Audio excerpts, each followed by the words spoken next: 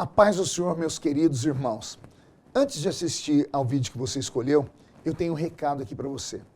Aqui na descrição você encontra o link para a minha livraria digital com todos os meus livros disponíveis para você adquirir e ler imediatamente. São estudos aprofundados sobre diversos temas da vida cristã. Clique agora e conheça toda a livraria digital do pastor Marco Feliciano. Que Deus te abençoe. Pastor Marcos Feliciano! Pentecostal que não faz barulho. Tá com defeito de fabricação, não é? O diabo tem jogado na sua cara, falando pra você que você não pode mais, você não vai mais. Quem é o diabo para colocar um ponto final onde Deus ainda está escrevendo? Homens tomam o que homens dão, o que Deus dá. Dá pra nascer um macho que tire.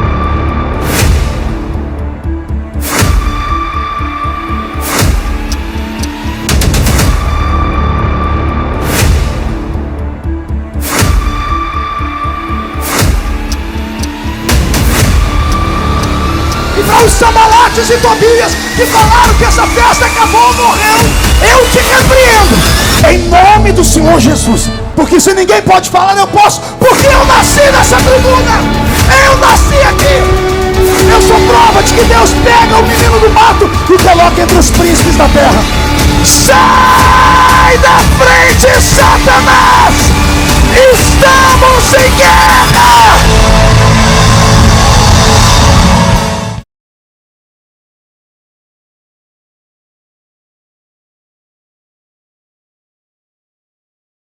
Pastor Marco, vem cá, assuma a tribuna aqui, é contigo. Aplauda Jesus pela vida desse profeta.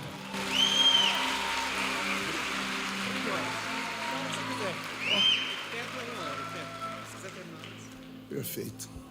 Glória a Deus. Cumprimento a todos com a paz do Senhor. Quem está feliz com Jesus hoje? Então encontre uma pessoa bem bonita do seu lado e dê um sorriso para ela.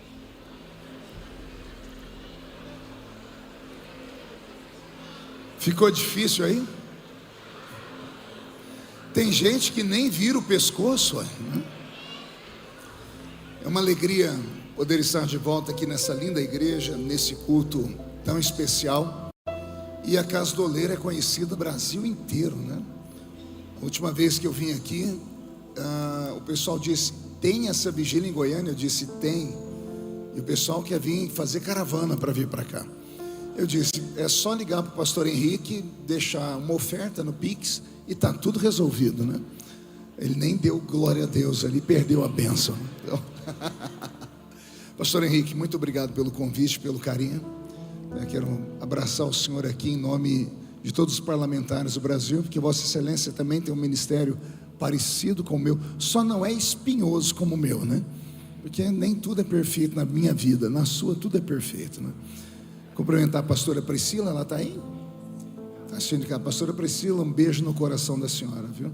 O pastor Alisson, meu Deus, ele me recebeu ali, ele falou: oi varão, mas saiu uma voz tão grande, eu quase voltei para trás. Eu queria ter um diafragma igual o seu, né? Jesus te abençoe. Quero cumprimentar aqui também a pastora Gisele Teles, é esse o nome da pastora, né? A que ministrou oferta aqui. Ela deve ter feito um curso na Universal, que só Jesus na causa. Se descobrem ela lá, levam ela. Ela tem o dom, tem o dom. Eu estou falando que eu vi o Roberto ofertar. Se o Roberto ofertou é porque Jesus fez o milagre mesmo. Quero cumprimentar aqui também nosso bispo Oídes, agradecer ele pela confiança. Encontrei ele esses dias. O bispo está sempre novo, né? Estou vendo aqui também o pastor Vitinho. O senhor conhece o pastor Vitinho? Veio, ele está aí do seu lado. Veio ali da AD Bueno, AD Church. Eu perguntei para o pastor dele, para o pai dele, né, que igreja que é aquele? Ele falou assim: aqui é a Church Blaia, né? Tivemos um culto lá agora, foi extremamente poderoso. Ele falou que vinha e vem mesmo. Deus te abençoe, viu? Pastor Eronilson, o senhor veio aqui, vou ter que pregar mensagem nova, né? Esse pessoal vem me seguindo, eu não posso repetir mensagem, né? Pastor Ivan, Deus abençoe o senhor. E está comigo aqui também o pastor Albert. Cadê o Albert? Está ali. O Albert é aquele moço de terno azul claro ali. Ele é discípulo do pastor Júnior Trovão, né? E o apelido dele é Choquitão de Fogo. Não sei porquê, não sei. O dia que o pastor Júnior vier aqui, vocês perguntam para ele, foi o Júnior que colocou esse apelido nele, tá? E o Brandão tá aí? Brandão faz a nossa segurança. Sua família veio, Brandão? A família do Brandão tá aí, um prazer, Deus abençoe vocês, viu? Vamos estar em pé, os que podem. Abra sua Bíblia comigo no livro dos Juízes. Livro dos Juízes, capítulo de número 4.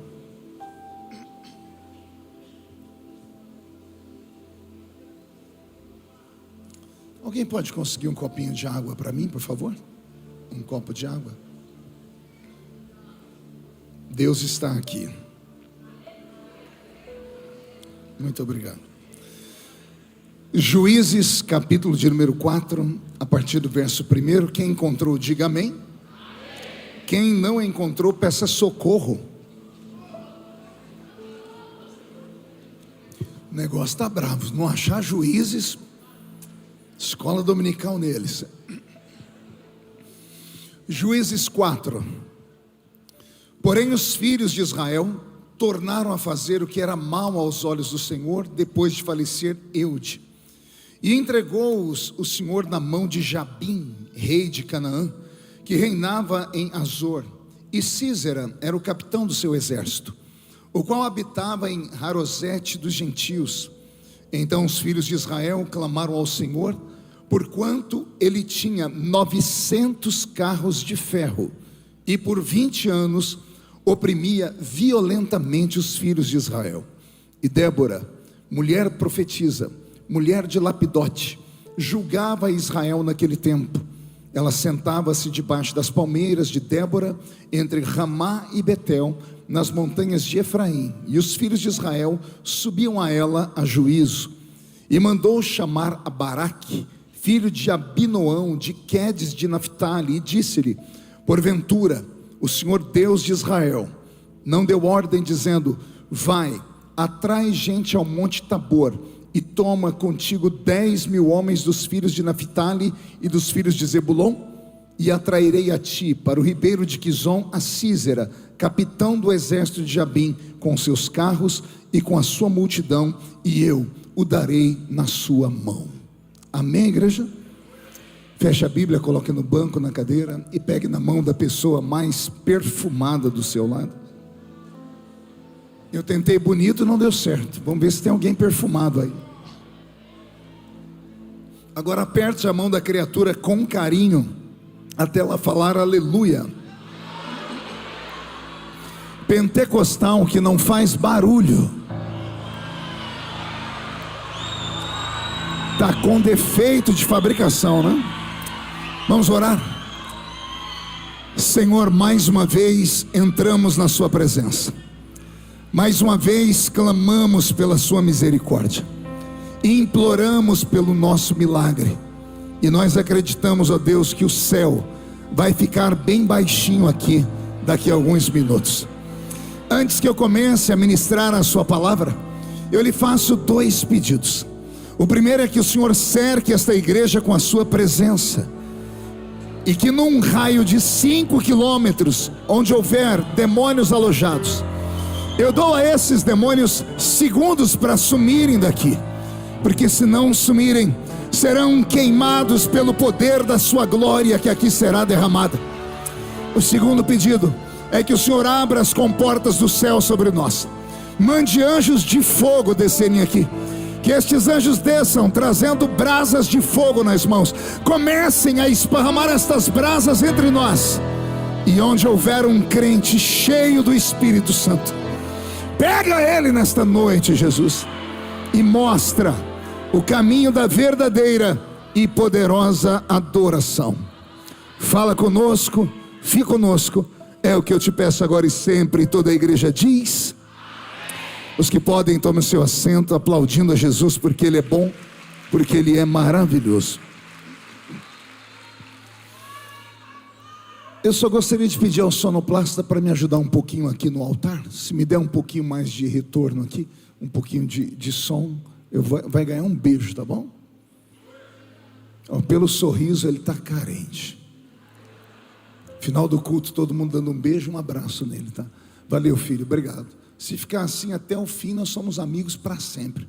Fechou? Um grito de glória a Deus pela vida dele, então. Me acompanha aqui no altar o pastor Roberto Marinho, que ao final da pregação, permitindo Deus, ele vai louvar ao Senhor aqui. Roberto trabalhava nos Estados Unidos com o pastor Benny Hinn e veio para o Brasil trabalhar com o pastor Benny Ruim. Uma irmã falou amém. Dê um cascudo na cabeça dela aí, por favor. A gente fala isso para ver se o povo anima e fala, não, pastor, isso é uma benção. Tem gente que ainda diz, é verdade, assim seja, né? Roberto, ponte a música aí para mim, filho. Eu disse isso aqui da outra vez e repito: vigília não é culto para crente normal. Os normais estão em casa debaixo da coberta agora, ou estão em casa assistindo o Corujão. Só vem para a vigília quem cansou de ver coruja na vida. Só vem para a vigília quem quer ver a pombinha do Espírito Santo voar aqui sobre nós essa noite. Falta 1 minuto para nós entrarmos aqui em uma poderosa vigília, a terceira vigília da noite. Uma das vigílias mais pesadas. À meia-noite inicia-se um novo ciclo. E no mundo espiritual isso tem um peso extremamente violento.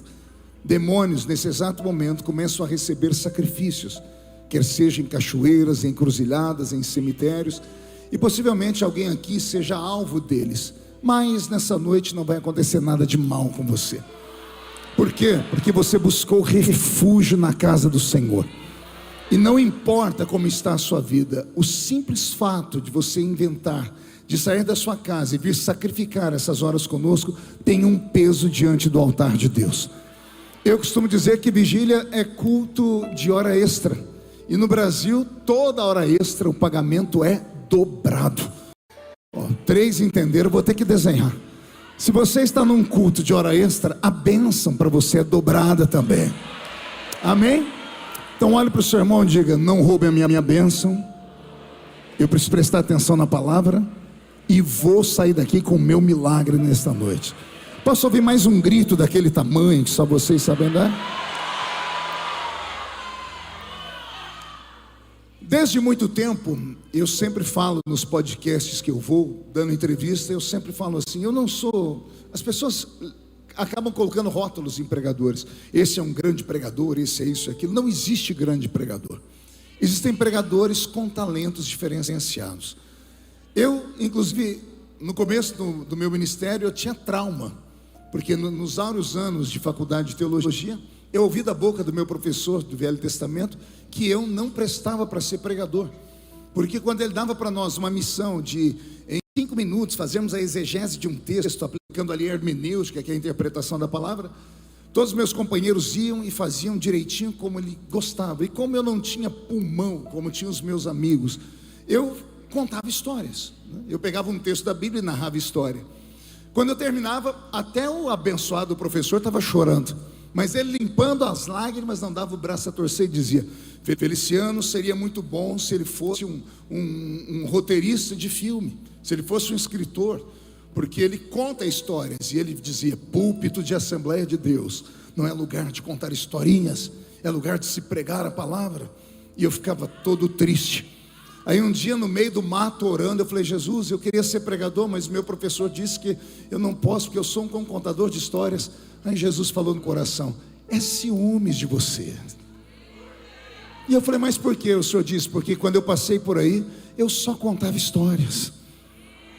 Pegue as pregações do Nazareno e você vai ver Jesus atraindo multidões desse jeito. Certo pai de família tinha 2 filhos. Uma mulher varria a sua casa. Certo semeador saiu a semear. Uma história bem contada. Qualquer pessoa para ouvir. E se você tiver então a habilidade de contar história, hoje isso é muito falado entre os coaches, né? É o storytelling, né? A habilidade de contar histórias. Você conquista tudo que estiver ao seu redor. Então eu aprendi isso. E nessa noite eu quero aqui narrar uma história para vocês. Uma das histórias mais lindas da Bíblia, porque a Bíblia é um livro de histórias. Cada página dela, cada livro traz para nós uma revelação. O resumo do Velho Testamento, por exemplo, é a história de um povo, a nação de Israel. O resumo do Novo Testamento é a história de um outro povo, que nós chamamos de Novo Israel.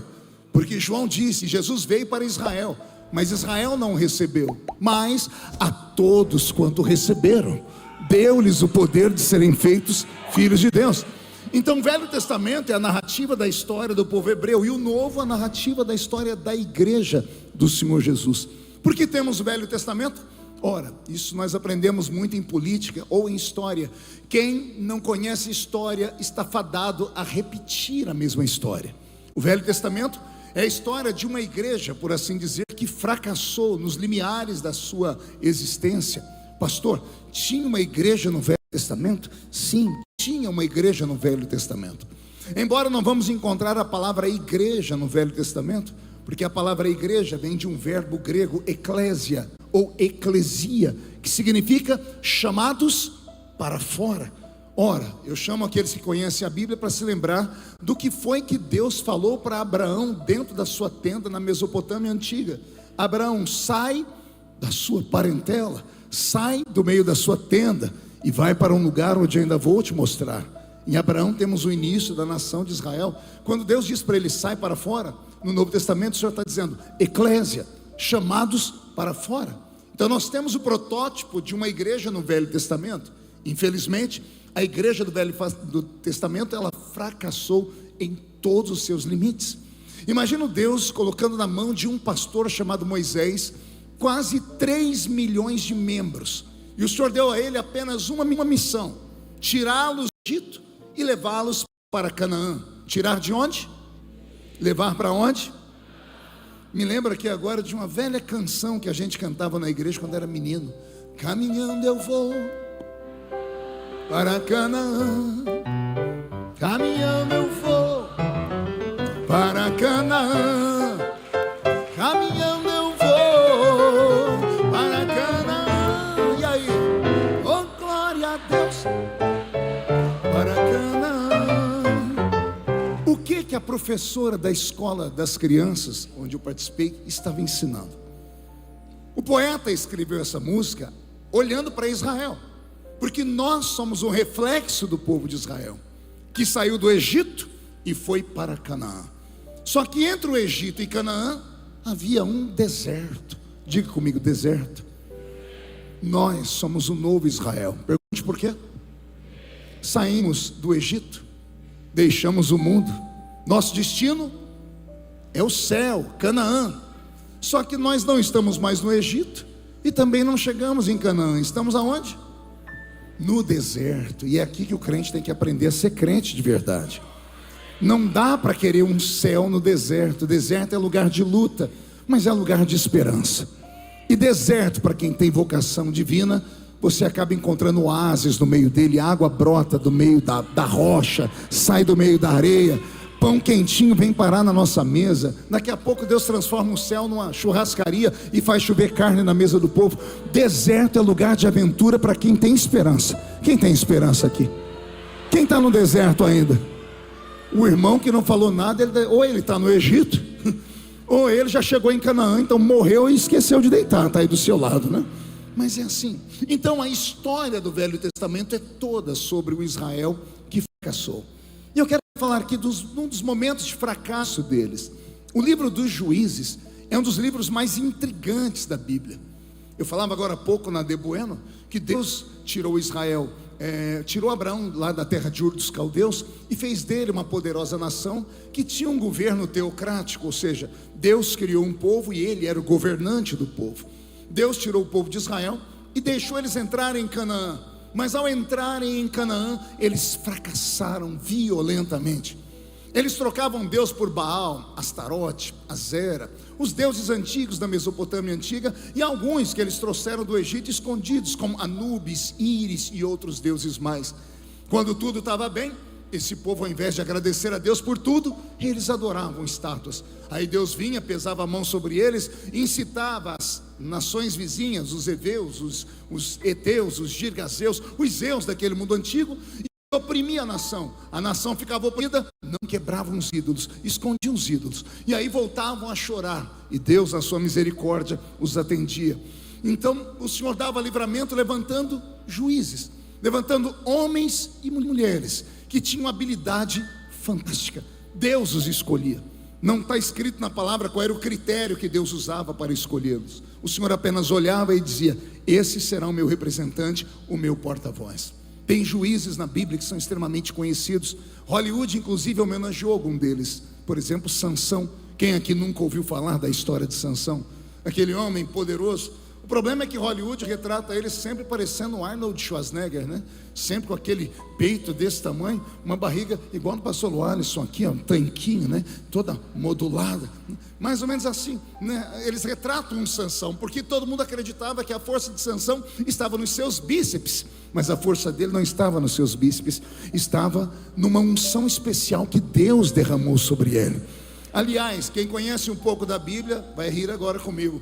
Pelo que eu entendo de Sansão, pense num homem que era barrigudo. Pergunte por quê? Porque era cachaceiro. Todo cachaceiro é barrigudo. Sansão era cachaceiro. Um dia, inclusive, o Espírito de Deus veio sobre ele bêbado. Ele estava lá em uma cidade, trancaram as portas da cidade de Gaza. Ele bebeu tanto que ele desmaiou. Deus, por misericórdia, acordou ele, falou: Sansão, olha os inimigos vindo. Ele levantou meio trollado, foi para o portão da cidade. Não era uma portinha, nem o portão da sua casa, era a porta de uma cidadela. Pesava no mínimo 3 toneladas o portão, igual daqueles filmes que você vê as pessoas vindo com madeira para tentar derrubar o portão. Ele agarrou o portão e, ao invés de jogar o portão fora, ele colocou no ombro e subiu 30 quilômetros no alto de uma colina. E lá na colina jogou o portão. Quando ele deu por si, o efeito da cachaça caiu. O que eu estou segurando? Isso aqui não. Ele jogou fora, ele estava bêbado, mas ele tinha uma vocação e uma missão. Homens como Sansão fizeram história no livro de Juízes. Quem aqui nunca se deliciou com a história de Gideão? A história de Gideão é uma das mais maravilhosas que tem. Medita nela. E você vai ver Deus procurando um homem. Deus não foi um anjo, nem um arcanjo, foi o próprio Deus, chegando nele e falando assim: Gideão, homem valoroso, o Senhor é contigo. E ao invés de ele ficar todo garboso e falar: Deus é comigo, e ficar feliz, ele olhou e disse assim, com todo respeito: se o Senhor é comigo, o que foi feito das suas promessas na minha vida, na vida do seu povo?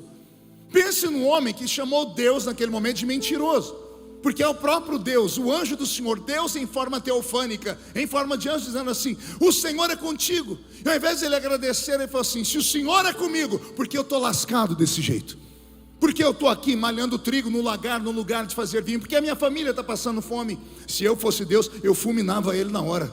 Mas Deus, ao invés de fulminar, Deus ficou mais feliz. Eu disse assim: Gideão, vai nessa tua força, porque você vai livrar Israel da mão dos midianitas.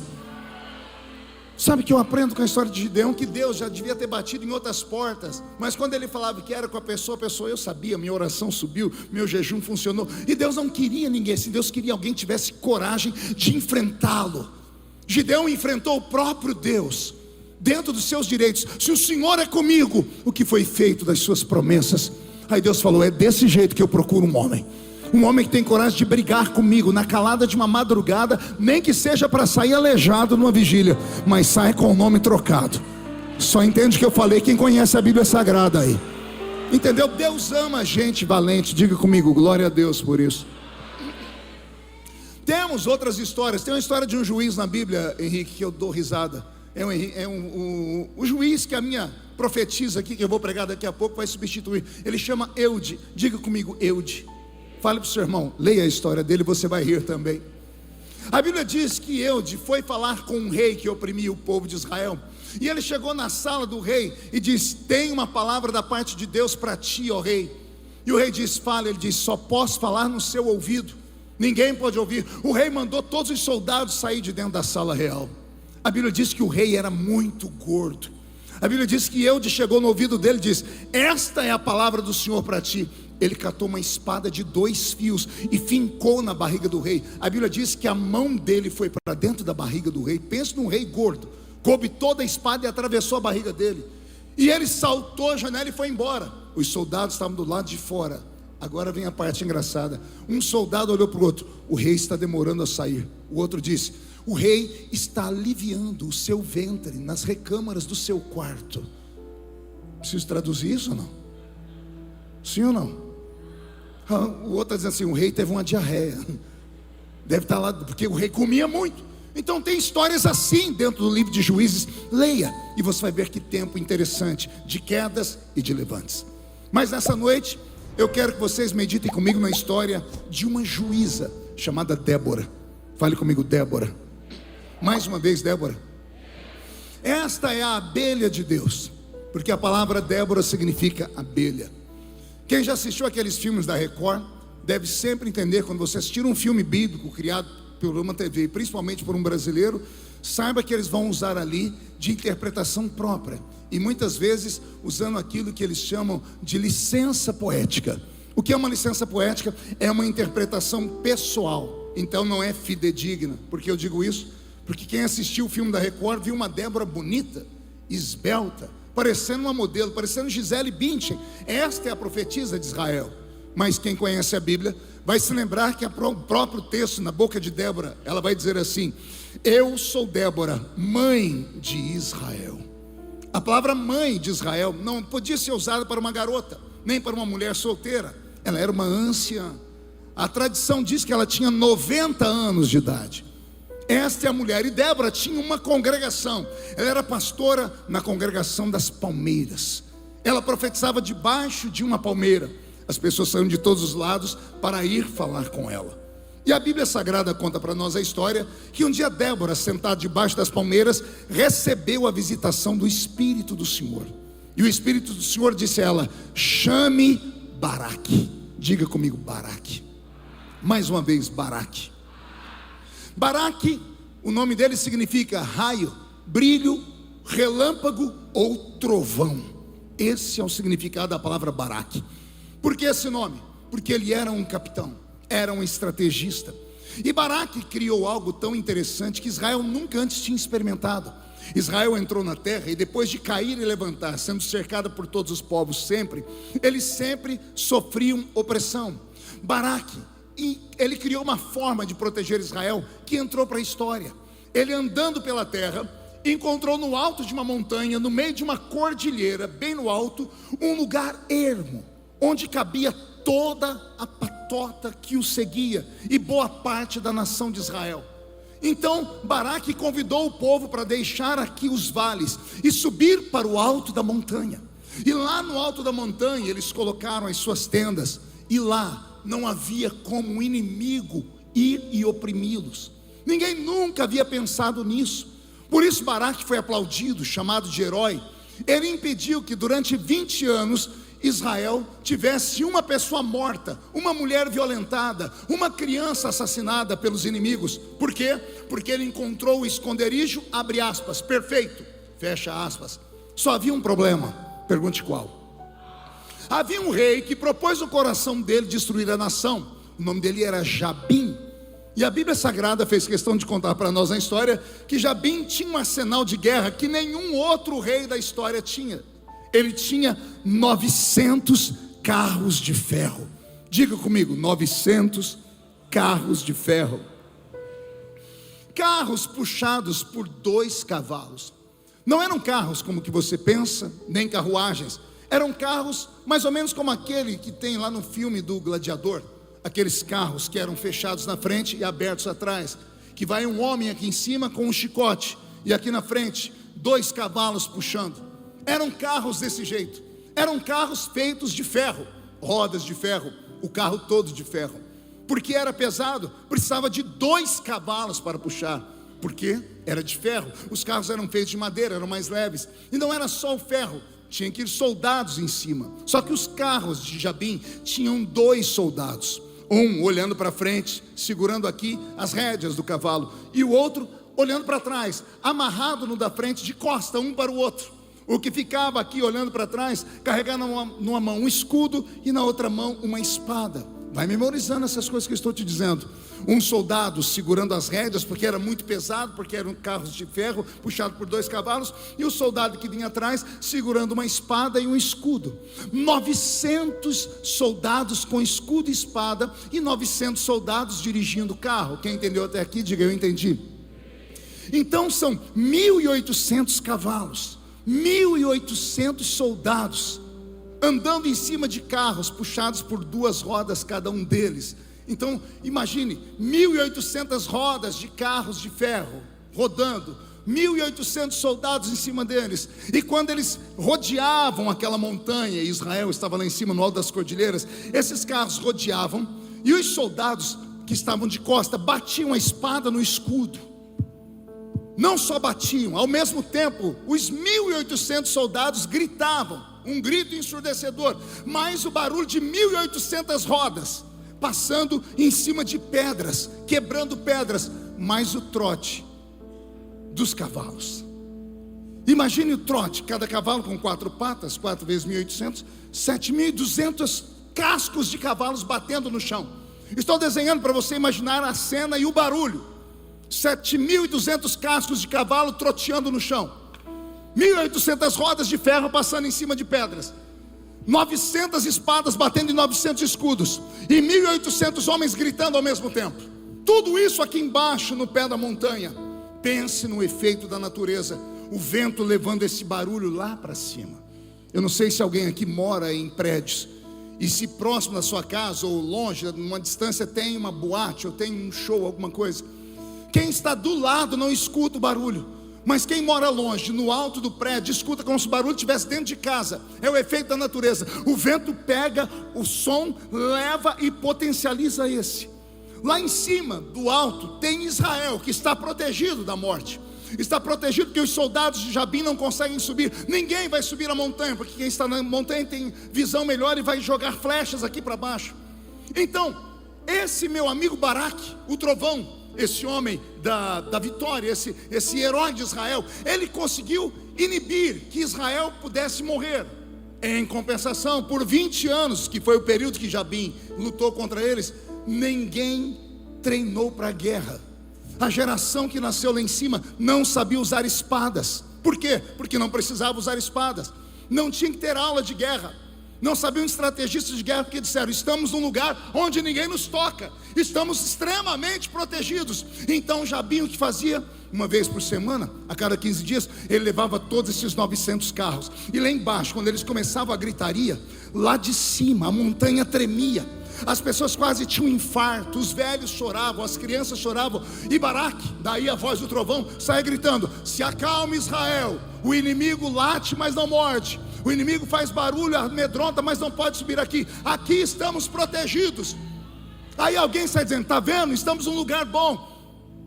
Mas aí está Débora debaixo da palmeira. Aí lá vem Deus, diz: Débora, sim senhor, chama Baraque. Para quê, senhor? Chama ele de covarde. Por que, senhor? Ele nos livrou da morte. Sim, ele livrou vocês da morte, e também livrou o meu povo não sabe mais guerrear. Débora, avise a Baraque que quando eu entrego uma bênção, eu entrego ela plenamente. Quando eu falei que Canaã era de vocês, eu não disse que daria para vocês só as montanhas. É para aceitar o pacote completo. Eu dou a montanha, mas também dou o vale junto. O meu povo não quer o vale. Quem não quer vale é filhinho de papai, ou aqueles meninos criados com vó, que não quer aprender a pegar na espada, não quer pegar nada no pesado, estão extremamente protegidos, mas a habilidade de estar protegido tira deles a gana de vencer, de crescer ou de prosperar. O meu povo se acostumou a morar no alto da montanha, e eu quero que o meu povo seja treinado no vale. Vou falar de novo, já tem gente começando a entender, e olha que eu nem interpretei ainda. Vou falar de novo. O meu povo está acostumado com as montanhas, e eu quero que eles se acostumem com o vale também. Porque quando eu dou uma bênção, eu não dou a bênção só para eles ficarem felizes, eu também treino meu povo, eu testo meu povo. Quem não está acostumado a vencer no vale não merece o alto da montanha. Ai Jesus, respire fundo, diga para o seu irmão: levante a mão direita, faz um carinho nas costas dele, ou dela, diga: vai doer só um pouquinho. Roberto, mude a música. Olha onde vai dar essa história. A nossa geração é a geração da montanha. Como assim, pastor? Uma geração que não guerreia, uma geração acostumada a estar protegida, uma geração que não quer conflito, uma geração que não quer caçar confusão, uma geração light, uma geração Nutella, uma geração que não quer mais ouvir mensagens de confronto. Uma geração que quer ouvir mensagens que mexam com o coraçãozinho deles. Uma geração que quer vir para a igreja assim: eu vou lá hoje porque meu coração está tão ruim, eu preciso de ouvir uma palavra que me coloque de pé. Uma geração que para sair de casa diz: Deus, eu estou indo lá, ou o Senhor fala comigo, ou eu vou sair da igreja. Uma geração que pensa que Deus é empregado deles ou o gênio da lâmpada. Uma geração que quer que Deus obedeça tudo que eles querem, e Deus não é um gênio da lâmpada. Ele pode te dar tudo e um pouco mais. Se Ele der, Ele é Deus. Mas eu sou de uma geração que se Ele não desse, Ele continuava sendo Deus também. As pessoas sempre me perguntam, porque a minha vida é um livro aberto. Quem me acompanha há muitos anos já deve ter visto no Jornal Nacional, porque tudo comigo vai para o Jornal Nacional, né? Tem gente que fala: agora morreu. Já fizeram até votação, não, agora acabou tudo. E olha eu aqui de pé de novo. Aí meus amigos e os outros já me botaram um apelido. Esses dias os itinerantes botaram um apelido num grupo nosso lá, me chamaram de Highlander. Eu tive que procurar para saber o que é Highlander. Highlander é aquele guerreiro imortal. Ele só morre se arrancar a cabeça dele. Pode fincar a espada no coração, na barriga, arrancar uma perna, daqui a pouco ele está de pé de novo. É chamado de guerreiro imortal. Ele diz: Feliciano, como é que você sobrevive? Eu prego há mais de 30 anos, já passei por tudo e um pouco mais. Aí eu sempre explico: para mim é muito simples. Por que é simples? Porque os meus pés estão fincados numa rocha. E tem mais: os meus olhos viram a glória de Deus, os meus ouvidos ouviram a voz do Senhor, e o meu coração sentiu a presença dEle. Então quem já viu, ouviu e sentiu, não consegue viver em outro lugar a não ser no Santo dos Santos. Você consegue entender isso? A minha geração é chamada de geração raiz. Uma geração que quando pega uma coisa para fazer, vai até o fim. Uma geração que, se for preciso, engole sapo, caranguejo, com tudo que vem pela frente. Uma geração que, quando tem um objetivo na vida, não tem quem entra na nossa frente. A gente vai até conquistar, porque fomos ensinados que o nosso Deus não conhece a palavra impossível. Mas também fomos ensinados que Deus não dá qualquer coisa de mão beijada, porque o que não custa nada não vale nada. Deus só vai te dar uma coisa grande se você estiver pronto para aguentar aquilo. Não adianta você vir para cá: vou na vigília. Aí você vem, senta nessa cadeira, cruza essa perna, põe a mão no queixo e fica olhando para o céu, filosofando. To be or not to be, that's the question. Não adianta vir para cá e ficar me olhando com essa cara feia, parecendo que foi batizado num pote de vinagre. É claro que eu vou falar. Não adianta vir para uma reunião como essa de vigília e ficar me olhando com esse olho seco, parecendo olho de sapo que morreu no dia de enchente. Não adianta vir numa vigília e achar que isso aqui é um culto coloquial. Não, nós temos telão de última geração, mas aqui é uma breia daquela do manto, do reteté do mistério. Não basta vir aqui e ficar com essa boca travada, essa boca de aço, essa língua de ferro, esse queixo de concreto. Tem que abrir a boca para adorar.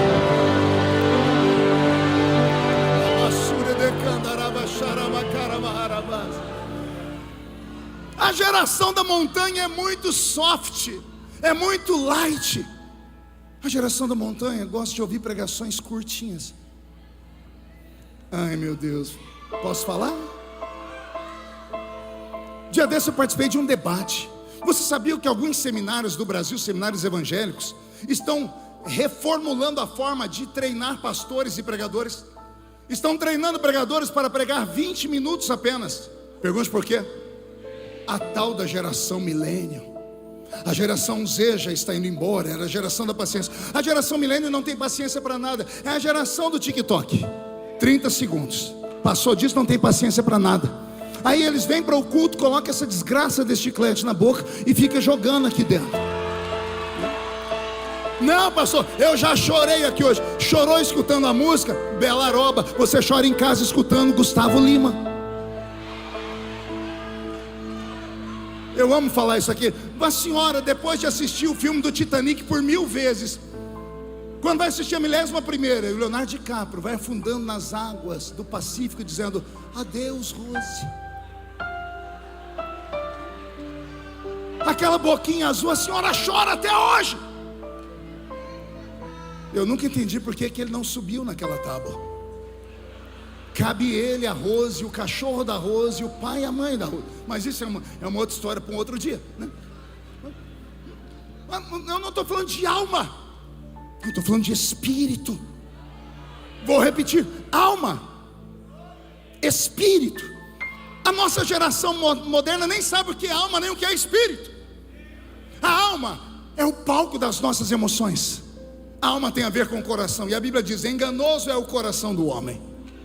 O espírito tem a ver com a sua psique, a sua inteligência. A música é para a alma, a palavra é para o espírito. A música prepara, mas o espírito tem que ser alimentado. A Assembleia de Deus sempre teve mais palavra do que louvor. Por isso somos a igreja mais poderosa do mundo, a igreja pentecostal que sobrevive às nuances do tempo. Somos a maior igreja pentecostal do mundo, por conta da palavra. E olha que os nossos pais eram analfa de pai e beta de mãe. A maioria só tinha 2 dentes na boca, o zagueiro e o atacante. Eles iam pregar, pregavam tudo errado. Vamos ler aqui no livro de Êxodo. Tinha um presbítero na minha igreja, ele disse assim: vamos ler aqui no livro da profeta Joana. Levantou uma outra irmã, falou: mas não tem profeta Joana na Bíblia. Diz: vai ler a Bíblia, mulher. Joana é aquela que o peixe engoliu. Era Jonas. Mas o velho só lia Joana. Quem é que vai falar para ele que não tinha Joana na Bíblia? Esta era a nossa geração. Eles emendavam Gênesis com Apocalipse, misturava, costurava com Salmos. E ó, a nossa geração de pé. Aí pega essa geração mais moderninha, uma geração que gosta de ouvir de mensagens que falem para a sua alma. Gosta de ouvir pregadores, principalmente se for bonitinho e bem vestido. Principalmente se estiver sentado num banquinho com a perninha cruzada assim. Se tiver com aquele óculos bonitinho, dizendo assim: fofinho, lindinha. Eles têm mensagem de autoajuda. O veterano, o velho pregador só tem mensagem de ajuda do alto. E a ajuda do alto vem carregada de Bíblia, palavra. Geração das montanhas, estão livres da morte física, mas já morreram espiritualmente falando. Não suportam pressão, não suportam o dia a dia, não aguentam, não conhecem o mundo espiritual. Para eles tudo se resume no Salmo de número 23, que fica aberto na sua casa como se fosse um mantra. Do lado da cama, o Salmo 91. A Bíblia está até dura no Salmo 91. A maioria anda só com versículos. Não, pastor, eu tenho uma assinatura aqui de um aplicativo. Todo dia Deus fala comigo. Só tem promessa naquele negócio. É igual a caixinha de promessas de antigamente. Você acabou de matar uma pessoa com a sua própria mão. Vai na caixinha de promessas, deixa eu ver o que Deus quer falar comigo. Só tem promessa naquele lugar. Uma geração acostumada a comer coisas do alto. Eu costumo dizer que eu não prego para girafa. Minha comida é para ovelha. Como assim, pastor? Girafa é aquele animal do corpo garboso, do pescoço comprido, que só come frutos doces aqui em cima. Eu não prego para girafas, porque a girafa não tem, ela não consegue correr. Vem um leão e leva ela embora com toda a beleza dela. Ela consegue chamar a atenção pelas suas cores. Mas a ovelhinha, que toda vez que quer comer, inclina a cabeça, vai lá no chão e come o capim verde e bebe da água tranquila, e tem um pastor para pastorear ela, pode se levantar contra ela 11.000 demônios. 1.000 cai de um lado, 10.000 do outro lado, e ela não é atingida. O Senhor te trouxe aqui nessa madrugada só para te dizer assim: não faça milagre na sua vida, porque você acostumou a viver na montanha. Você acostumou a viver no bem bom. Você me trata como se eu fosse seu empregado. Você me trata como se eu fosse obrigado a te dar tudo que você quer. Você vem para a igreja, quer que a igreja fale o que você quer ouvir. Você entra na igreja pensando que está em um teatro. Igreja não é teatro. No teatro você escolhe a peça que quer assistir. Se gostar, aplaude. Se não gostar, vaia. E tem direito a assistir comendo pipoca. Você vem para a igreja como se a igreja fosse um cinema. Você escolhe o filme e entra lá dentro e se acaba. Igreja não é cinema. Igreja não é teatro. Igreja ainda é Betel. Aqui é onde Deus fala. Aqui é a porta do céu. Como é que eu chego lá, senhor pastor? Você tem que se entregar. Você quer conforto. Você gosta de entretenimento. Você gosta de coisa bela. Eu também gosto de que é bela. Eu também gosto de conforto. Mas em alguns momentos nós temos que dar uma travada nos crentes e falar: acorda para a vida. Acorda para a vida. A única coisa gratuita que temos do reino de Deus chama-se salvação.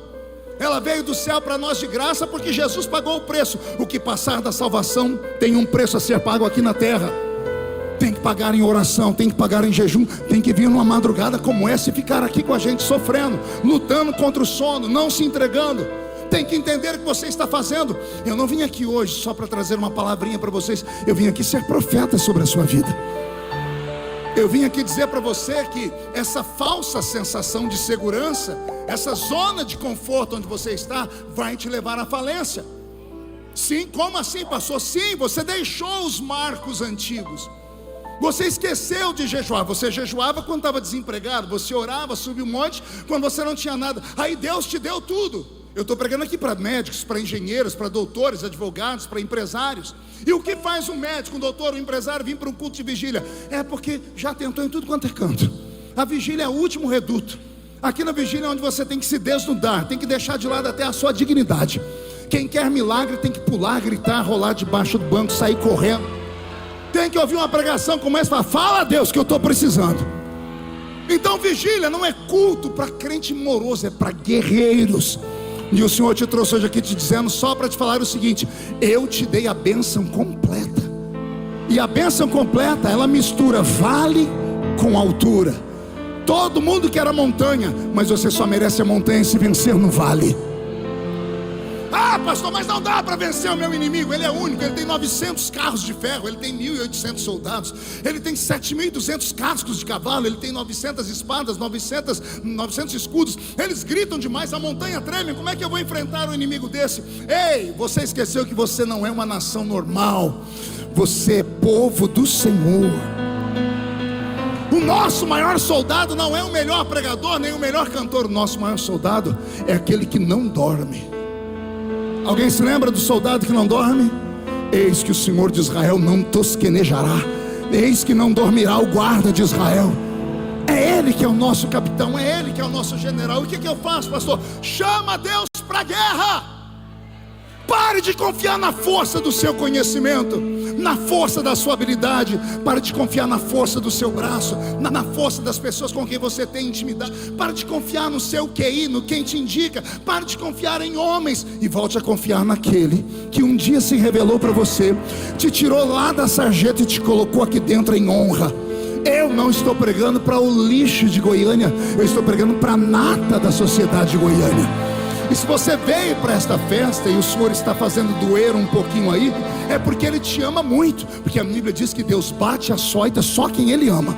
Vou repetir: Deus só bate a açoita quem Ele ama. Quem Ele não ama, Ele deixa se estrumbicar, bater com a cara lá fora. Deus te trouxe hoje aqui para te dizer: eu tenho uma bênção para te dar. Mas você não pode ter medo do inimigo. Você tem que encarar o inimigo. E eu só vou te lembrar: o inimigo não teme o seu anel de formatura. O inimigo não teme o sobrenome poderoso que você tem. Ele não teme as pessoas que são seus costas quentes. O inimigo não teme o seu dinheiro. Ele não teme aquele carro importado que está ali fora. O diabo só tem medo de um tipo de crente: canela de fogo. Tem algum aqui? Se tem um canela de fogo aqui, se manifeste para eu te conhecer. Deixa eu ver. Ainda bem que tem gente que é sincera, nem se mexe. Pode ver, a pessoa está aí do seu lado, está mais gelada do que um freezer. Se você ficar mais 5 minutos perto dela, você vai pegar um resfriado aqui dentro. Em compensação, se o gelado sentou perto de uma labareda do altar tirada, vai ter que queimar.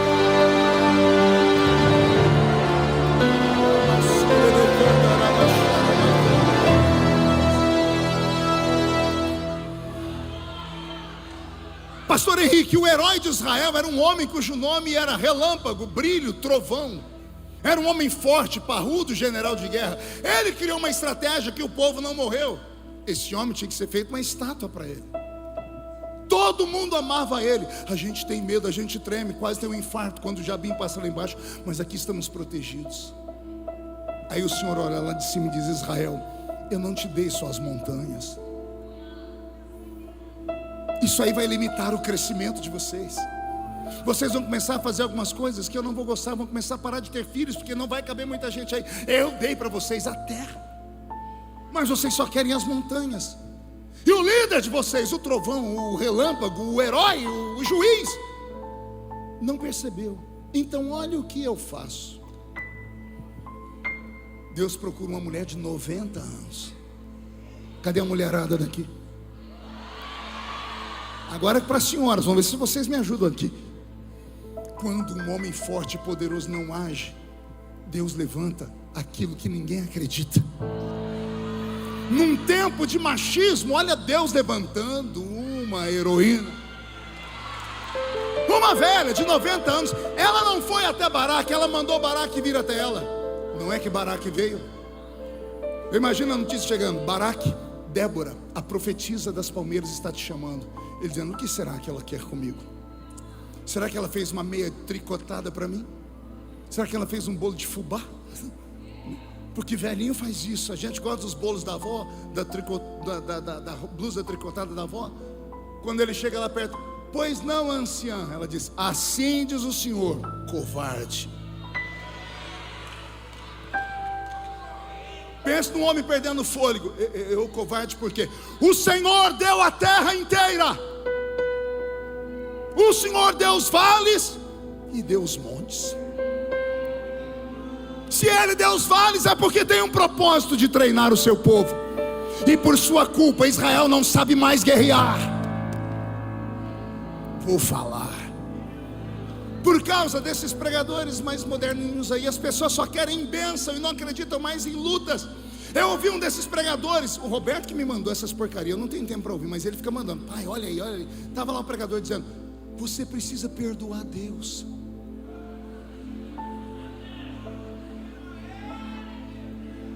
Perdoe Deus pelas suas lutas.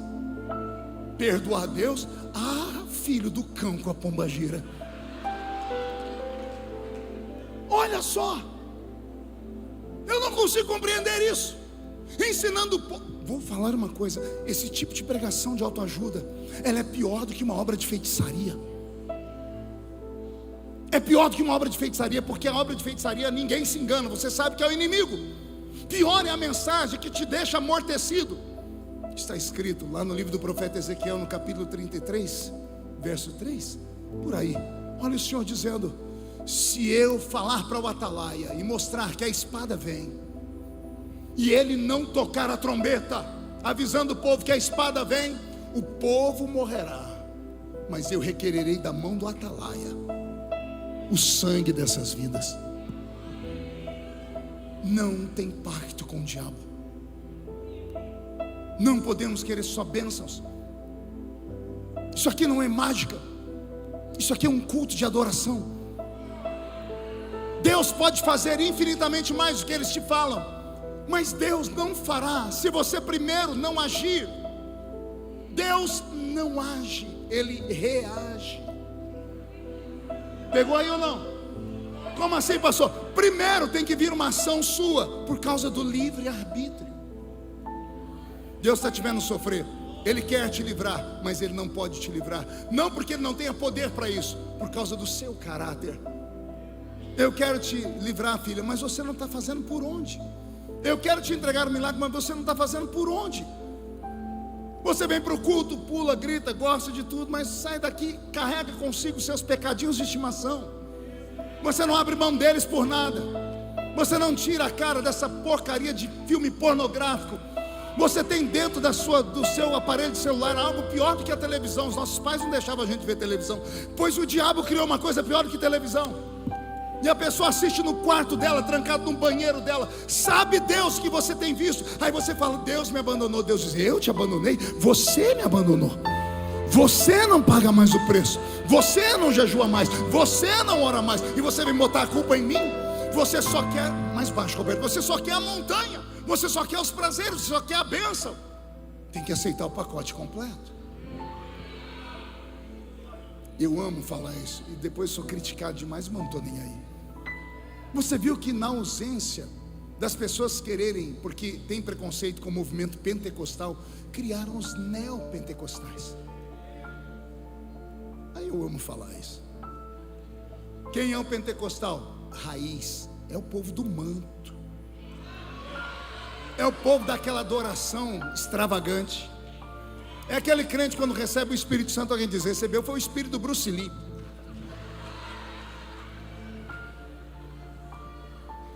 Foi nessa igreja que nós somos criados.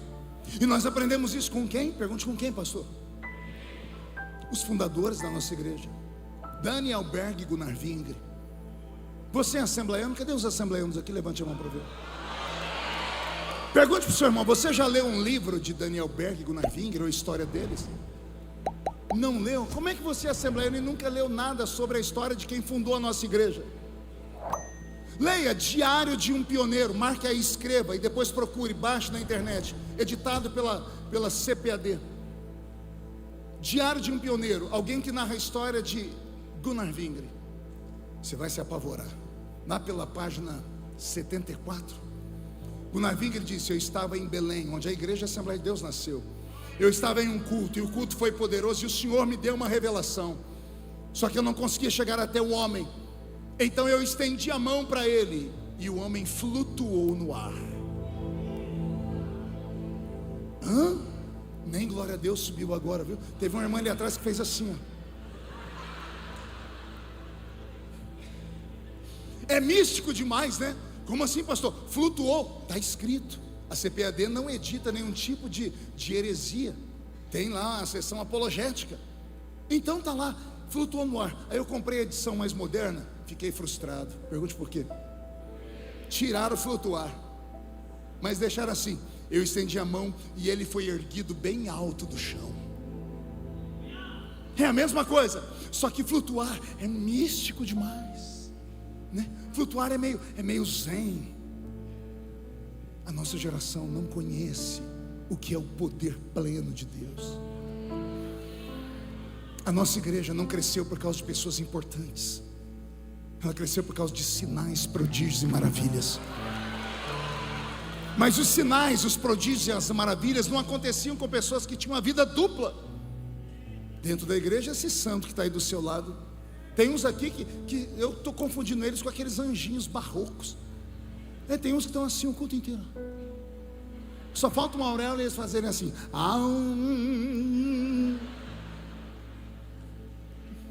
Aqui. Mas quando sai daqui, só Jesus para ter misericórdia. Geração da montanha não sabe guerrear. E pior, não é porque querem, foram induzidas ao erro. Porque no meio do caminho, aqueles que deveriam te proteger foram os que estimularam. Ou pior, que deram mau testemunho. Que nós estamos vivendo um tempo tão terrível. A internet está acabando com um pouco que restou da gente. Escândalo toda hora. O que era para ser uma coisa reservada se tornou público. E aí os crentes estão balançando. É claro que estão, não tem firmeza. Não estão alicerçados na rocha. Porque quem está alicerçado na rocha não se escandaliza com homens. Vou repetir, não se escandaliza com homens. Porque a palavra homem tem uma origem. A etimologia da palavra homem vem de humus. E humus é terra misturada com esterco. Alguém sabe o que é esterco aqui? Fala aí no ouvido da criatura, que tem gente dizendo que não sabe. Olha que raça. Humus é terra misturada com fezes. Isso é o ser humano. E você espera que o ser humano seja perfeito. Aí você vê, não, aquele ali pecou, eu vou pecar também. Não, eu vi aquele, não, se ele pode, eu posso também. Ah, raça ruim. Cada um tem a sua experiência com Deus. Cada um paga um preço. E nada me tira da presença dele. Se o homem caiu, vou eu orar por ele, e o Senhor vai levantar outro. A minha Bíblia diz: olhar para Jesus, autor e consumador da nossa fé. Nele não há dúvida e não há sombra de variação. Débora falou: Baraque, você destruiu uma geração. Por quê? Porque você não ensinou eles a usar espada, não ensinou eles a usar flecha. Eles não sabem. E a guerra que está lá embaixo, o meu povo não dá conta. Mas assim diz o Senhor: chame a tribo de Naftali, porque eles ainda têm uns remanescentes. Ai! Vou falar de novo: chame a tribo de Naftali. Eles têm alguns remanescentes que, mesmo estando longe da guerra, nunca pararam de treinar. Não pararam de treinar. Baraque ficou tão apavorado que ele falou: sim, senhora. Ele sentiu temor. Uma velha de 90 anos. Ele sentiu temor assim: eu vou chamar. E ela disse: 10.000 homens com flechas da tribo de Naphtali, chame eles, e o Senhor entregará o seu inimigo na sua mão hoje. Baraque ficou tão atordoado que ele falou: sim, senhora. Ele deu 3 passos e voltou. Ô Débora, sim, eu só vou para a guerra se você vier comigo. Eu não sei o que deu na cabeça dele. Se ele achou que ela era um amuleto, porque o que uma velha de 90 anos vai fazer numa guerra? Alô? Ou se ele duvidou da profecia. Vamos ver se ela acredita no que ela está falando.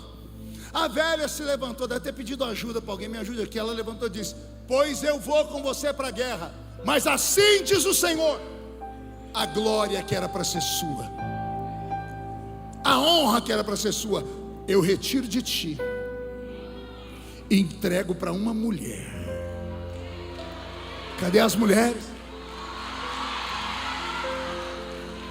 Olha só, o homem do trovão, o homem da estratégia, deu 3 passos e voltou: eu só vou para a guerra se você for contigo. E a velha disse: eu vou.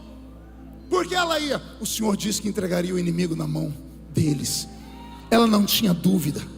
A velha foi descendo, Baraque andando no cavalo, olhando para trás. A velha viu. Foi descendo, ele olhando, deu um grito. Lá vem um povo da tribo de Naphtali, estão indo. Ele olhava para trás, até que Débora chega num ponto e diz assim: daqui eu não desço, eu só posso vir até aqui na guerra. Por que, Débora? Porque aqui tem essa pedra, Baraque, e eu vou ficar em pé na pedra, e eu vou guerrear daqui. E você vai guerrear com qual arma, Débora? Com essa aqui, ó.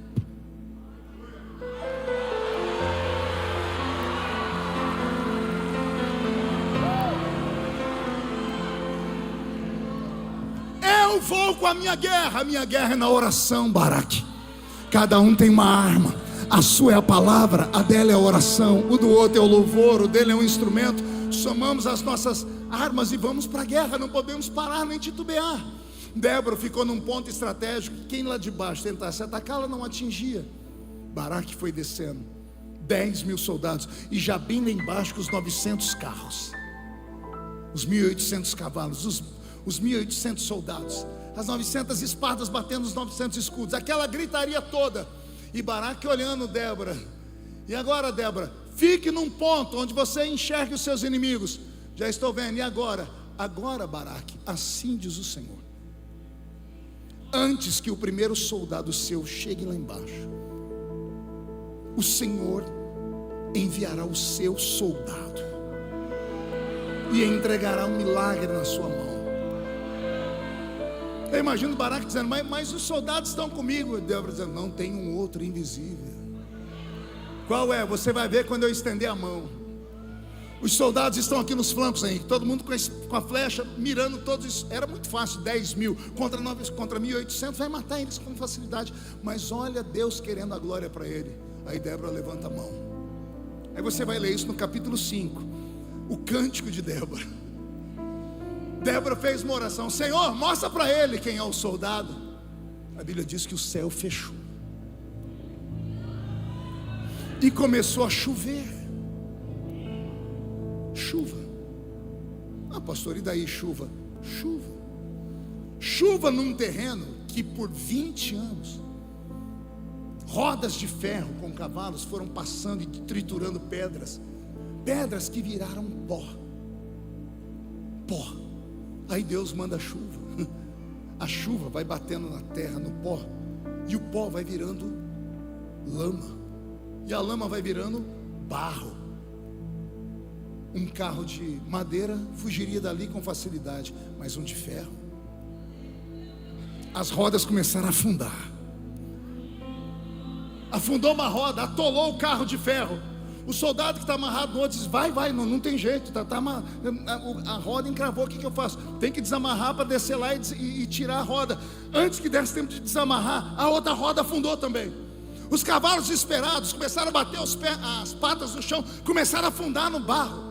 Os 900 carros de ferro afundaram, atolaram na lama. Não tinham para onde ir. Os soldados amarrados um no outro não tinham como se soltar. Aí Débora disse: o Senhor já desceu, faz a sua parte, Baraque. Faz a sua parte, porque Deus paralisou os carros. Atirar flecha em alguém em movimento é muito difícil, mas parado, em 5 minutos, uma guerra de 20 anos acabou. Vou falar de novo.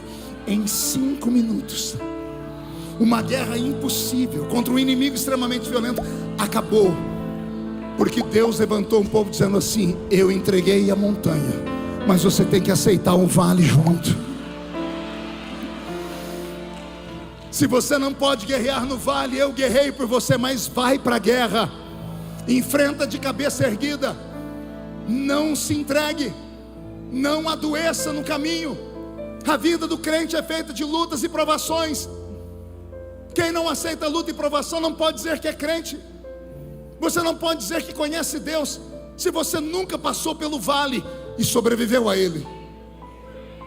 As pessoas veem homens como eu e outros que venceram, dizem assim: poxa, como é que ele chegou lá? Ah, se eu tivesse tempo para te contar. Eu sepultei um filho no reino. Eu enterrei um filho por falta de atendimento médico. Por quê, pastor? Porque eu deixei uma faculdade de direito. Seria um bom advogado. Eu acho que eu tenho uma boa dicção, uma boa memória. Eu acho que eu seria um bom criminalista. Eu deixei tudo isso para seguir o Senhor e fazer um curso de teologia. E aí, eu não tinha dinheiro para pagar um plano de saúde. E o meu bebê morreu na barriga da minha mulher com 8 meses. E o médico não conseguiu descobrir o porquê, porque o líquido da placenta sumiu. Ele fez uma ultrassom, estava tudo bem. Daqui a pouco minha esposa faz de novo. Ele fez, sumiu instantaneamente. Ela não urinou, ela não suou. O bebê simplesmente ficou dentro da placenta dela sem nada. O médico mandou para o hospital em Ribeirão Preto. Minha esposa levou 5 horas para ser atendida no SUS. Quando ela foi atendida, entrou ela e a minha sogra e eu fiquei do lado de fora. Não deu 5 minutos de atendimento, o médico gritou: quem é o Marco? Eu falei: sou eu. Ele não esperou eu entrar, ele do corredor começou a gritar: não tem o que fazer, o bebê morreu, vocês não têm plano de saúde, tem que levar ela para casa, até o corpo dela abortar sozinho.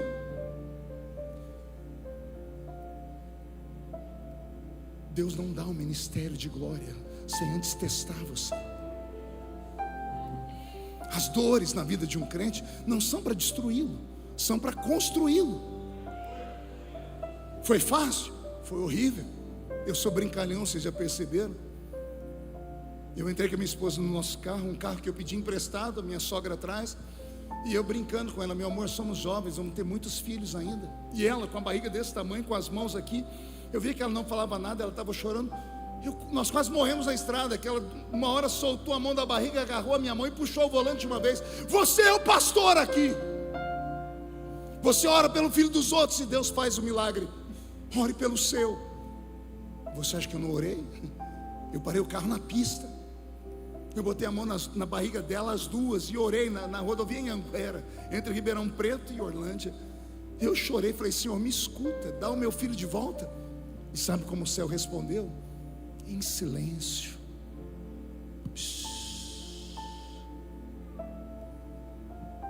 Aquela noite ela dormiu sedada, abraçada com a barriga. Eu não dormia. Eu tinha uma salinha pequena, levei uma cadeira. Crente em desespero faz loucuras, né? Eu coloquei um travesseiro, botei a minha cabeça no travesseiro e botei um outro travesseiro por cima para gritar. Eu gritei a madrugada inteira. Eu chamei Deus. Deus não veio. O diabo que eu não chamei veio do meu lado. Veio aqui no meu ouvido e falou assim: vai viver de esmola de igreja, vai ser itinerante, chamado de vagabundo. Se você tivesse continuado, seria um bom advogado, teria um escritório, seu filho estava vivo, você tem um filho para caminhar com ele. Eu desesperei naquela madrugada. Eu olhei minha estantezinha, eu já tinha 16 bíblias de estudo e uns 1000 livros. Eu procurei nesses livros uma palavra. Eu procurei nas bíblias. Tem hora que a Bíblia fica grande, você se perde, você não acha nada. Os livros não tinham resposta. Aí mexendo nos livros, Deus é brincalhão. Eu mexi no livro, Henrique, caiu um livreto desse tamanho, marrom. Peguei o livro, estava lá. Não se escandaliza, hein? Oração de São Francisco de Assis. Herança de quando eu era coroinha na igreja católica. Eu abri o livro do nada. No meio do livro estava lá um homem ajoelhado, usando uma roupa marrom, um cinto de corda, aqui uma calvície. Ele escorado numa pedra, do lado de uma árvore, um monte de passarinho. Essa cena é conhecida. E em cima, a oração de São Francisco de Assis. E Francisco de Assis orou assim: Deus, me ajuda a suportar aquilo que eu não entendo. Me ajude a acreditar que o Senhor tem o controle de tudo e que nada acontece por acaso. Eu me emociono até hoje, porque eu chorei lendo essa oração de São Francisco de Assis. Ela me salvou naquela madrugada. Eu enterrei meu filho. Nenhum pai deveria ter que fazer isso. Eu fui lá no necrotério, porque meu filho nasceu dentro de um vaso sanitário, porque minha esposa não puderam fazer a curetagem. O médico disse: daqui 3 dias se o corpo dela não abortar, corre para o hospital, porque senão ela pode ter uma eclâmpsia ou outra coisa pior, ela vai morrer. Deu 3 dias, ela foi para o hospital. Ela estava na fila para ser atendida, teve uma cólica, foi no banheiro. Meu filho nasceu dentro de um vaso sanitário. E eu fui lá no necrotério. A roupinha que eu ganhei lá no Rio Grande do Sul, de um irmão que tinha loja, para apresentar o meu filho na igreja, eu vesti ele. Pai, fica tão louco que eu peguei o caixãozinho dele, eu afofava nos cantos para deixar o meu filho confortável dentro de um caixão. Eu enlouqueci. Eu gritava: cadê o Senhor? Me mata, ressuscita ele. Eu já vivi bastante, eu troco da vida. E Deus não falou nada. Eu tinha todos os motivos do mundo para ter abandonado tudo,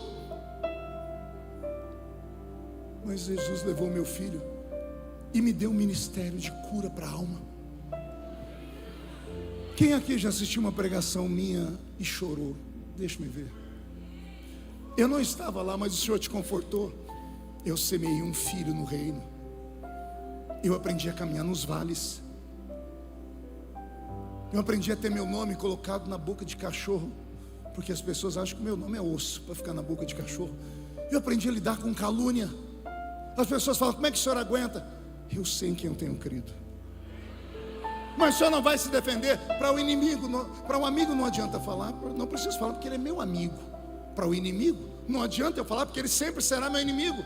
Ou eu confio no Senhor que me chamou, ou eu jogo tudo para o ar. Esse é o segredo: aprender a lidar com a dor. Anote aí: eu, pastor Marco Feliciano, não sei bater direito, mas penso no homem que sabe apanhar e aguenta. O meu segredo está em suportar. O meu segredo está em respirar, levantar, dar a volta por cima e dizer: se não deu certo hoje, amanhã vai dar. E até aqui o Senhor tem me ajudado. Deus te trouxe nessa vigília para te dizer: eu estou te treinando. Eu preciso que você volte para os vales e aprenda a guerrear nos vales. E você, mesmo não tendo força, eu posso mandar o meu soldado na frente. Eu não sei o que Deus vai fazer, mas eu só sei de uma coisa, Henrique: Ele vai fazer até amanhã. Porque Deus disse no texto: eu entrego o inimigo. Quando Deus diz que entrega o inimigo, Ele já entregou o inimigo. O que é que você tem que fazer? Acreditar. Alguém acredita nisso? Então reage, pelo amor de Deus. Olha para o seu irmão e diga: eu creio nessa palavra aí. Diga para ele: eu creio. E se ele não acreditar, diz: melhor, porque a fila fica menor e a bênção é toda minha. Você vai sair por essas portas e vai para casa dizendo assim: hoje eu desço da montanha, saio da zona de conforto, vou para a guerra e Deus vai entregar o inimigo da minha mão. Eu vou aceitar o pacote completo, vou aceitar tudo que vier da parte de Deus, quer seja as coisas boas ou as coisas que vão me treinar, mas eu serei uma pessoa abençoada. Só quem crê nisso, fique de pé comigo agora, por gentileza.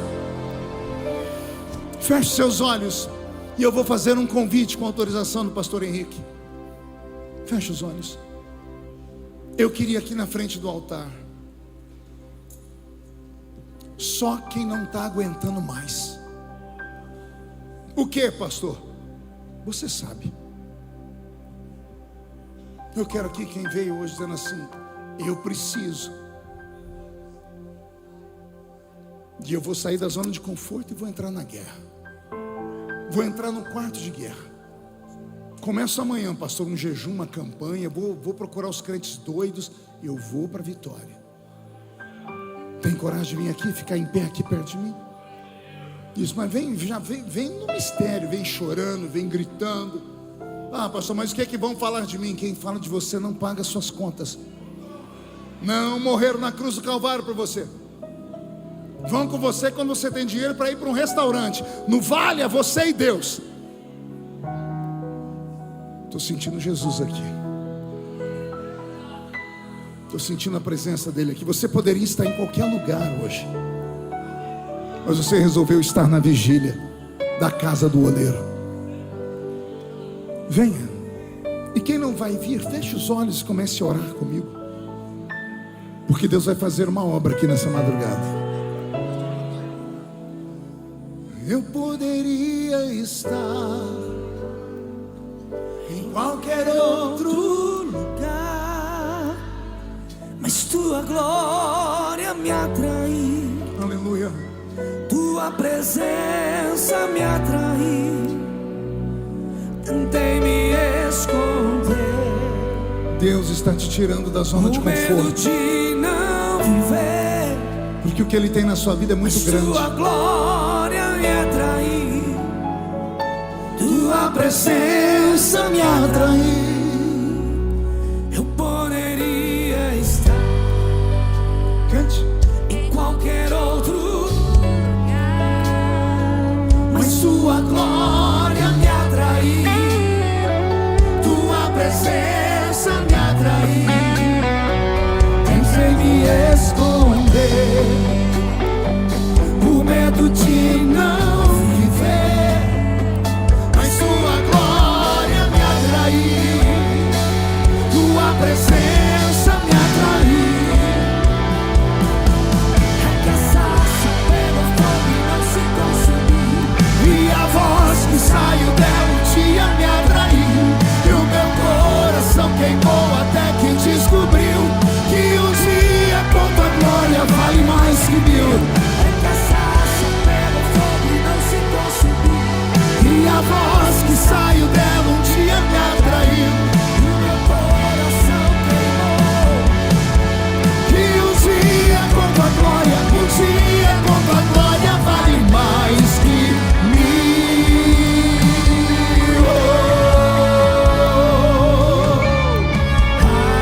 Atraídos pela tua, a presença está aqui. Não me vejo sem a tua. Corre para os pés dele, abrace ele, grite por ele, feche os olhos, faz.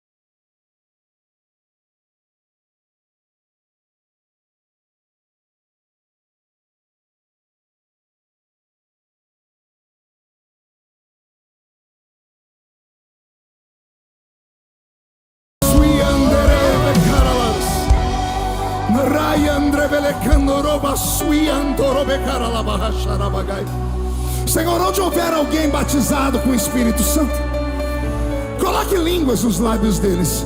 Senhor, me deixa ouvir um coral de línguas estranhas aqui na igreja.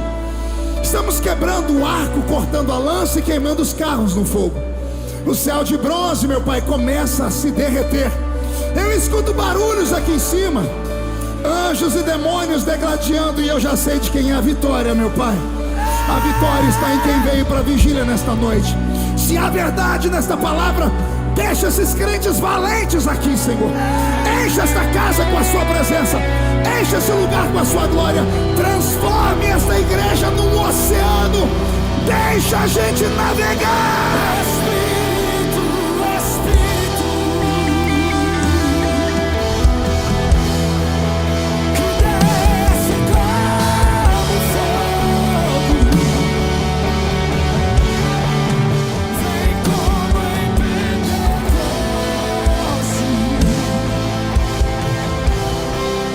e enche-me de novo.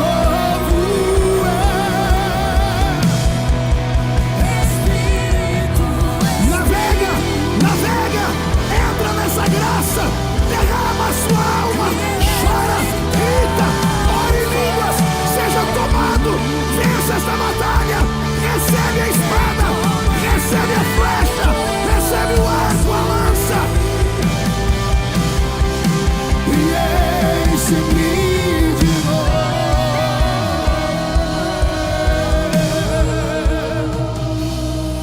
Senhor, agora 1h e alguns minutos desta madrugada.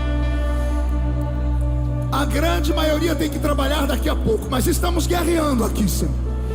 Quantas madrugadas nessa hora ficamos assistindo televisão? Estamos na sua presença, Senhor. Senhor, eu quero ouvir barulho de trovões, mas não de Baraque. Quero ouvir os trovões do céu. Comece a trovejar sobre a vida do meu irmão e da minha irmã. Senhor, envia um anjo agora lá naquele ambiente daquele juiz, lá no fórum. Levanta, Senhor, um anjo e manda este anjo agora ir lá na cabeça daquele advogado para criar a estratégia da vitória. Senhor, envia anjos agora no comércio do seu filho. Envia anjos, Senhor, na casa dos seus filhos. Senhor, envia uma frota angelical onde eles precisam de solução. Senhor, antes deles chegarem em casa, a chuva já vai ter feito os carros e cavalos afundarem no barro. Esta madrugada é uma madrugada de vitória. Se é verdade no que eu estou falando, enche esta casa com a sua presença. Uma chuva diferente agora está se formando no céu. Vai chover. Temporada de bênçãos e poder. Os carros de Jabim vão enferrujar. Os cavalos vão afundar no barro. Deus vai paralisar o inimigo para fazer o inimigo fugir de você. Uma nuvem de vitória está sobre a igreja. A previsão de Deus diz que vai chover. Vai chover línguas estranhas por todos os lados. E nesse temporal quero sair molhado, molhado e revestido por esse poder. Agora o impossível vai acontecer. É a promessa de Deus. Se você acredita, reage. Esse poder é a promessa de Deus. O fogo vai descer por esse poder. Já começa a acontecer.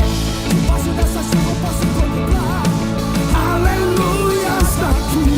Glória, aleluia, de lá. Inundando os irmãos com a bênção nas mãos. Vejo milhares de anjos. Quero ouvir. Desse lado vem aqui na frente tem irmãos sendo batizado e dando glória. Ali no meio o fogo cai. Toda enfermidade não resiste e sai. Pelo santo nome de Jesus. Olhos fechados, mão direita aberta, erguida bem alto. Principalmente os que vieram à frente. Abra a mão direita, estique os dedos e diga comigo, em nome de Jesus: todos os demônios que lutaram contra a minha família, contra a minha vida, que roubaram a minha habilidade de guerra, as minhas armas, eu ordeno, Venha para a palma da minha mão agora. Fecha a sua mão com autoridade. Vou contar até 3. Nós vamos jogar no chão e pisar em cima. Vai se cumprir Lucas 10 e 19. Eu vos dei poder para pisar sobre serpentes e escorpiões, sobre todo o poder do diabo, e nada fará mal a vocês. Quando você jogar no chão e pisar em cima, você precisa abraçar 2 pessoas e falar para elas assim: eu estou descendo para o vale em busca de uma nova vida. 1, você nunca mais será o mesmo. 1,5, sua família sentirá orgulho de você de novo. 2, quem viver verá para ver o que Deus fará na sua vida antes do mês acabar. 2,5, esta vigília será sempre chamada de vigília do avivamento. 3, jogue no chão, pise em cima, abrace 2 pessoas. Eu não sou daqui, da casa voltarei. Ele vem me buscar, com ele eu irei. Eu não sou daqui, da casa voltarei. Ele vem me buscar, e com ele eu irei. Em breve Jesus do céu vai aparecer, e todo joelho se dobrará, e toda língua confessará. Mas aí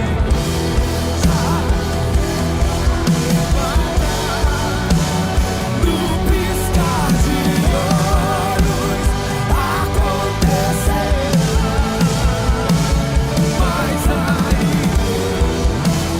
será arrebatada. No piscar de olhos acontecerá.